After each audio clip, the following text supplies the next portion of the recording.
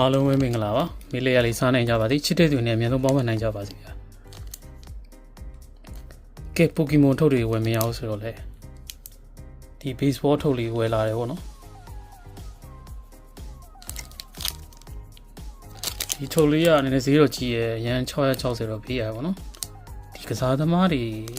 ဒီကောင်ကဘာကောင်းလဲဆိုဒီကစားသမားတွေရဲ့လက်မှတ်ရလို့ရှိရင်လက်မှတ်ရှိတယ်ပေါ့နော်လက်မှတ်ထိုးထားတဲ့ကတ်ရလို့ရှိရင်ဈေးကောင်းရတယ်နော်အဲ့ကက်ကလေးပေါက်ဖို့ပါလွယ်တော့မလွယ်ဘူးပေါ့နော်ဒီကစားသမားတော့အကုန်လုံးသိကြမှာပါဒီကစားသမားရဲ့လက်မှတ်ကတော့ဈေးအကြီးဆုံးပေါ့နော်တောင်းရာနဲ့ချီလောက်ရလောက်တယ်နော်ခုရှာကြည့်သလောက်ပေါ့နော်သူ့ရဲ့လက်မှတ်ရရင်တော့တောင်းအကောင်းဆုံးပေါ့နော်တောင်း10ခနဲ့ရာခနဲ့နီးပါးလောက်ရတယ်ပေါ့နော်သူအဆင့်မြင့်လိုက်ပေါ့ကတ် BSC တင်လိုက်ဆိုတော့လက်မှတ်လေးထွက်မလားမထွက်ဘူးလားတော့မသိဘူးနော်ဒါလေးဖောက်ကြည့်မယ်ပေါ့နော်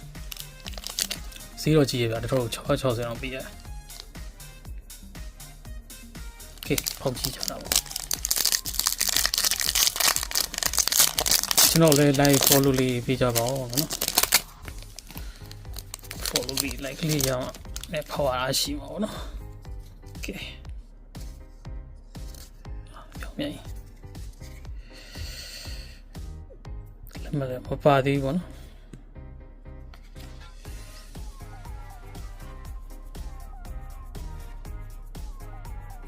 ကလေးရလှရတော့မဆိုးသေးမရောက်ကြံမရောက်တော့သိမ်းထားလို့မရရတယ်ကစားသမားရပြောလေခုချိန်ကြီးတော့ကောင်းတော့မပါသေးဘူးထင်တာပဲယိုကလေးမိုက်တယ်ဗျ3ယောက်တွေ့လေ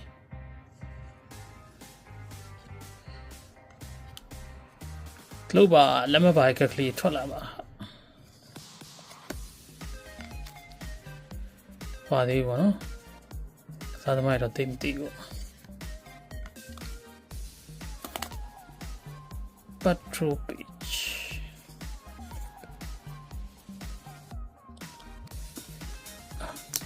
1 bit လေးကြာပါ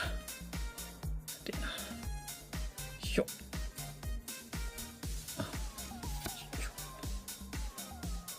no